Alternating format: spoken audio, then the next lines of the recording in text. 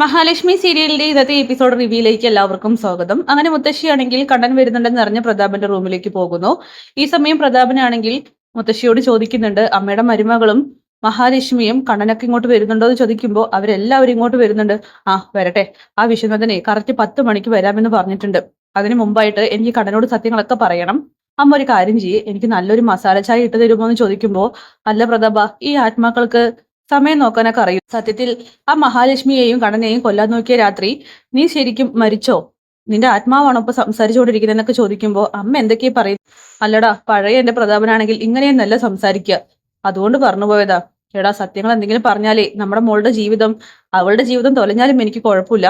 എന്റെ മനസ്സിൽ വലിയൊരു ഭാരം ഇറക്കി വെക്കണമെന്നിങ്ങനെ പ്രതാപൻ പറയുന്നു. ഈ സമയം മുത്തശ്ശി പറയുന്നുണ്ട്, നിനക്ക് എന്താ വേണ്ടത്? മസാല ചായയല്ലേ, മധുരം ഇടണമെന്ന് ചോദിച്ചുകൊണ്ട് അവിടെ നിന്നും ഇറങ്ങി പോവുകയാണ്. പിന്നീട് പുറത്തേക്ക് വരുമ്പോൾ മുത്തശ്ശി കാണുന്ന കാഴ്ച എന്ന് പറയുന്നത് കണ്ണനും മഹാലക്ഷ്മിയും മോഹിനിയും അകത്തേക്ക് വരുന്നതാണ്. ആ വാ മക്കളെ വാ.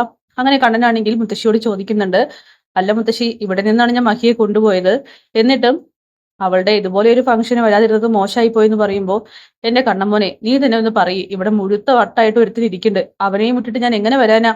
ഇപ്പൊ തന്നെ കണ്ടില്ലേ, ഞാൻ അടുക്കളയിലേക്ക് പോയ സമയം നോക്കിയിട്ടാണ് അവനെ പുറത്തേക്ക് ഇറങ്ങിയിട്ട് നിന്നെ കാണാൻ വേണ്ടി വന്നിരിക്കുന്നത്.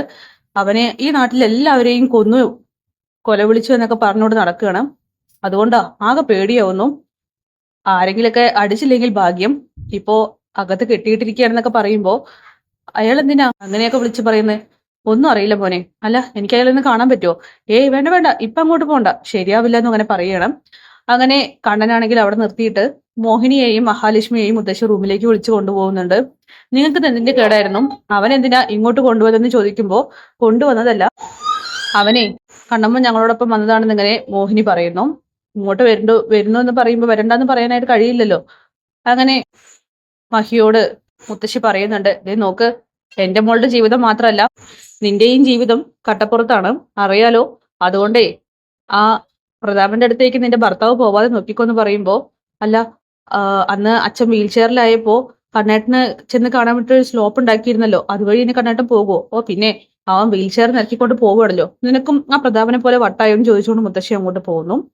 ഈ സമയം കണ്ണനാവട്ടെ ആരും അറിയാതെ പ്രതാപന്റെ റൂമിനടുത്തേക്ക് എത്തുകയാണ്. പ്രതാപനാണെങ്കിൽ കിടന്നുറങ്ങുകയാണ്. അങ്ങനെ പ്രതാപനെ വിളിച്ചുണർത്തുന്നുണ്ട്. അതെ, ഞാനാ കണ്ണൻ, കമലേശ്വരത്തെ കണ്ണൻ. എന്നെ കാണാൻ വേണ്ടിയിട്ടല്ലേ നിങ്ങൾ വന്നതെന്ന് ചോദിക്കുമ്പോ, ആ അതെ, മോൻ എത്തിയോ? മോനെ കാണാൻ വേണ്ടി തന്നെയായിരുന്നു ഞാൻ അങ്ങോട്ട് വന്നത്. എടാ മോനെ, എനിക്ക് നിന്നോട് വലിയൊരു സത്യം പറയാനുണ്ട്. നിന്റെ അച്ഛൻ വിശ്വനാഥൻ പറയാൻ ഏൽപ്പിച്ച കാര്യ. ഒരുപാട് ദിവസമായി എന്റെ മനസ്സിലത് വല്ലാതെ വീർപ്പ് മുട്ടിയിരിക്കുന്നു. നീ വന്നത് നന്നായി. നിന്റെ അച്ഛനെ ഞാനാടാ വണ്ടി ഇടിച്ചു പോന്നത്. നിനക്കറിയാലോ, നല്ല മഴയുള്ള രാത്രിയായിരുന്നു, ഓർമ്മയുണ്ടോ? ഇത് കേട്ട് കണ്ണനാണെങ്കിൽ ആകെ ഷോക്കാവുകയാണ്. എടാ മോനെ, സത്യടാ, നിന്റെ അച്ഛനെ ഞാനാ വണ്ടി ഇടിച്ചു പോന്നത്. നിന്നെ ഈ അവസ്ഥയിലാക്കിയത് ഞാനാണെന്ന് പറയുമ്പോ നിയന്ത്രണം വിട്ട് കണ്ണനാണെങ്കിൽ എഴുന്നേറ്റ് നിന്ന് പ്രതാപന്റെ കഴുത്തിൽ കയറി പിടിക്കുകയാണ്. എടാ, നിന്നെ ഞാൻ കൊന്നോ മോനെ, കൊന്നു. സത്യം പറഞ്ഞിട്ട് എനിക്ക് നിന്റെ കൈ കൊണ്ട് തന്നെ മരിക്കണം എന്ന് ആഗ്രഹം ഉണ്ടായിരുന്നു. നിനക്ക് സംശയം ഉണ്ടെങ്കിൽ തെളിയിക്കാൻ ഒരാളുണ്ട്.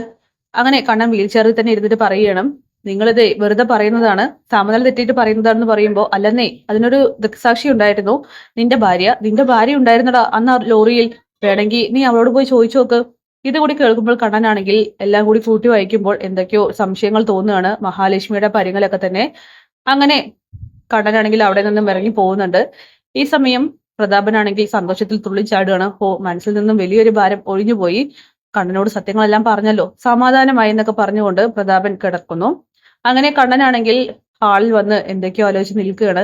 ഈ സമയം മുത്തശ്ശിയും മോഹിനിയും മഹാലക്ഷ്മിയും അങ്ങോട്ട് വരുന്നുണ്ട്. അങ്ങനെ മോനെ, ഇനിയിപ്പോ നിങ്ങൾ ഇറങ്ങിക്കോന്ന് പറയുമ്പോ, അല്ല, മഹിക്ക് ഇവിടെ നിക്കണമെന്നുണ്ടോ? ഒരു ദിവസം ഇവിടെ നിന്നിട്ട് വന്നാ മതി. ഏയ്, ഇവിടെ നിക്കണ്ടെന്നേ, ഇവിടെ നിന്നാ ശരിയാവില്ല. അവൻ അല്ലെങ്കിൽ നിയന്ത്രണം വിട്ട് ഓരോന്നും ചെയ്യുന്ന കൂട്ടത്തില. നിറവേറായിട്ട് ഇരിക്കുമ്പോ എന്തെങ്കിലും പറ്റിപ്പോയാ അത് ശരിയാവില്ല മോനെ, മഹാലക്ഷ്മിയുമായിട്ട് പോയിക്കോ, വേഗം ചെന്നോ എന്നിങ്ങനെ മുത്തശ്ശി പറയുമ്പോ, എന്നാലും പ്രതാപനെ ഒന്ന് കണ്ടിട്ട് പോവാമായിരുന്നു. വേണ്ടെന്നേ, അവൻ ഉറങ്ങായിരിക്കും.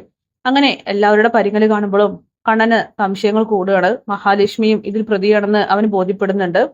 അങ്ങനെ ഒരു വിധത്തിൽ മഹാലക്ഷ്മിയെയും കണ്ണനെയും മോഹിനി വിട്ടയക്കുന്നുണ്ട്. പിന്നീട് തിരിച്ചെത്തുന്ന മോഹിനിയോട് മുത്തശ്ശി പറയണം, നീ മനഃപൂർവ്വം ഇങ്ങോട്ട് കൊണ്ടുവന്നതല്ലേ എന്ന് ചോദിക്കുമ്പോ, ദേ അമ്മേ, അമ്മ വെറുതെ മനുഷ്യനെ ഭീഷണിപ്പെടുത്താൻ നിൽക്കേണ്ട. എന്റെ മോൾക്ക് യാതൊരു പ്രശ്നമില്ല, അവള് ദൃക്സാക്ഷിയായിരുന്നെന്ന് മാത്രം. അല്ലാതെ അവൾ ഒരു തെറ്റും ചെയ്തിട്ടില്ല. അവൾ ഈ കാര്യത്തിൽ ഉൾപ്പെട്ടില്ലായിരുന്നുവെങ്കിൽ എപ്പോഴും സത്യങ്ങളൊക്കെ തന്നെ കണ്ണൻ അറിഞ്ഞേനെ എന്ന് പറയുമ്പോ, ഓ പിന്നെ കണ്ണൻ അറിഞ്ഞ ഇപ്പൊ എന്താ? കണ്ണൻ അറിഞ്ഞ എന്താന്ന് നിങ്ങൾക്ക് ഞാൻ പറഞ്ഞു തരണോ? ചെറിയ പേരക്കുട്ടിയുടെ ജീവിതം അത് ഇല്ലാതെയാകും.